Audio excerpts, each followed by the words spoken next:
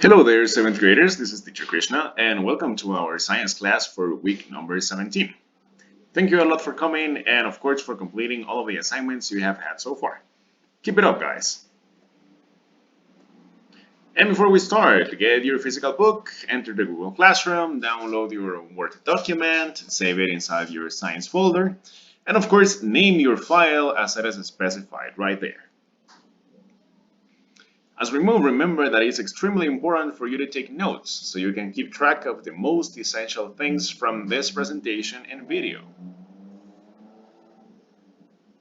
Today we're going to study lesson number 1. You will find it in pages 102 to 105. Notice something very important is that we are not going to work on the complete topic today. We are only going to work on the first pages. And just like always, we are going to start with our ending mind. So, our ending mind for today's lesson is the following. Explains how stress causes movement at faults by examining the pictures and deciding what kind of fault is shown in each. So, this is the first thing that you need to keep track of in your Word document. Right? So, today we're going to talk about forces in the Earth's crust. And we're going to start by mentioning that the tallest mountain in the world is the Mount Everest. And it is 8,850 meters high.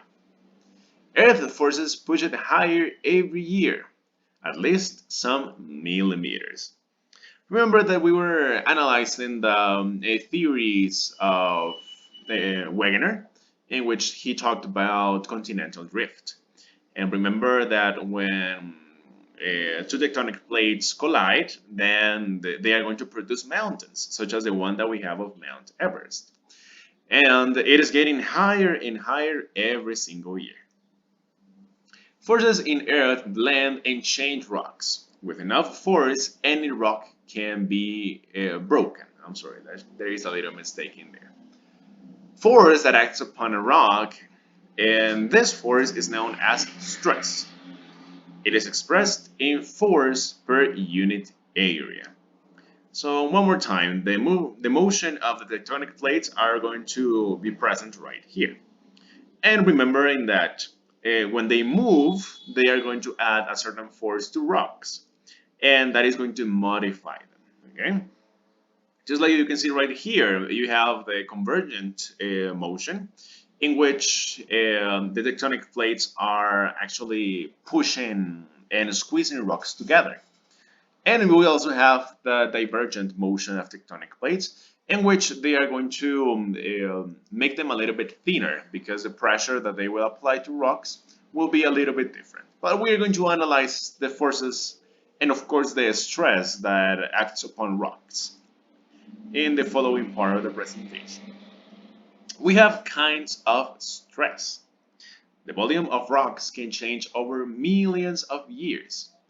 There are 3 types of stress. Remember that stress is the force that is applied in rocks when tectonic plates move. Okay? There are 3 types. The first one is tension. So rocks are stretched and they become thinner. It happens when 2 tectonic plates diverge. It is similar to the second picture I showed you in the last part of the presentation. So when the tectonic plates separate, then they're going to stretch the rocks and of course make them thinner. We also have compression. Rocks are squeezed and compressed until they break. It happens with 2 tectonic plates converge. So, whenever tectonic plates are being squished together, they are going to put more pressure into rocks. And of course, when they compress, they are going to break and of course change their shape. And also we have shearing. Rocks are pushed apart in opposite directions. They can break or change their shape. This is one of the motions that I did not show you, but remember that transform is a type of motion when tectonic plates do not diverge or converge, but they simply go one next to each other. So when this happens, we have the shearing effect of a stress in rocks. In order to understand it a little bit better, I got some pictures from the book. So this is before stress. This is the normal tectonic plate, let's say. Okay, this is tension. So just like you can notice, the tectonic plates are moving away, and they are making the rocks that are right in the middle thinner because they are squeezing them. We also have compression. As you can notice, the tectonic plates are converging, and they are putting way more pressure in the rocks that are right in the middle, which causes them to break down and modify their shape. And lastly, we have the shearing, in which the tectonic plates transform or they move aside from each other, and the tectonic plates that are in the middle are going to change their shape as well, or they can break down.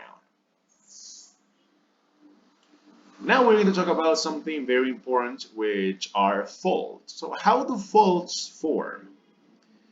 Faults, when stress builds up in rocks and it causes them to break. Okay?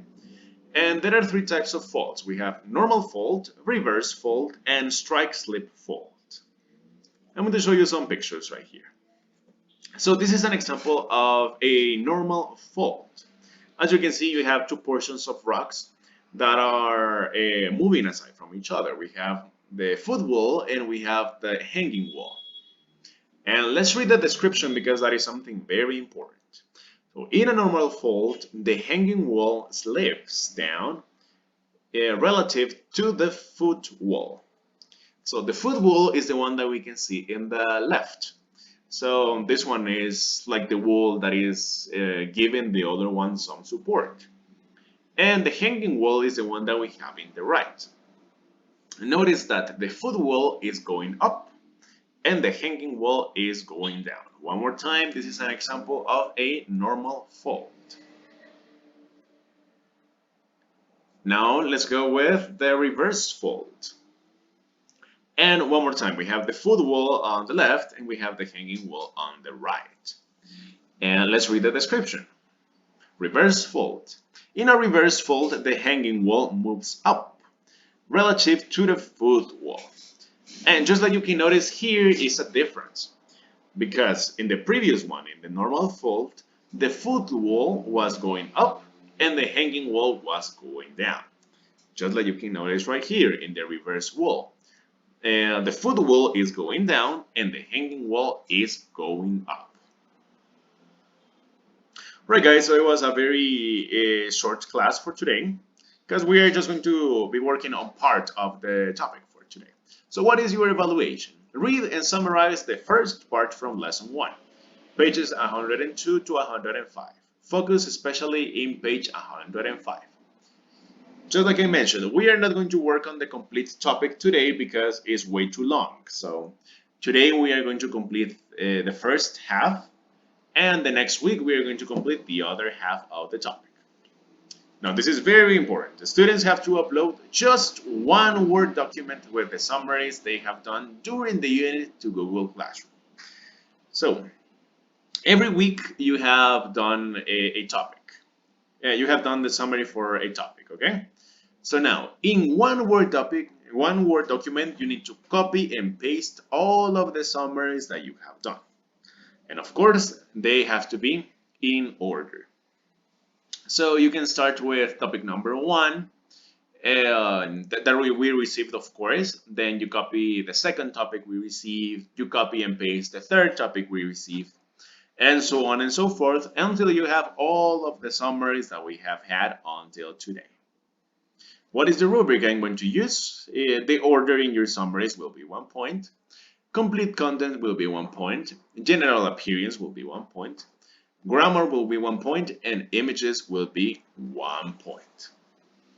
Okay, so remember that you have a science folder for all of your summaries, so just copy and paste them all in one Word document, and that is the one you have to upload to the Google Classroom today. So it's been great working with you guys. I will be seeing you next week. Goodbye.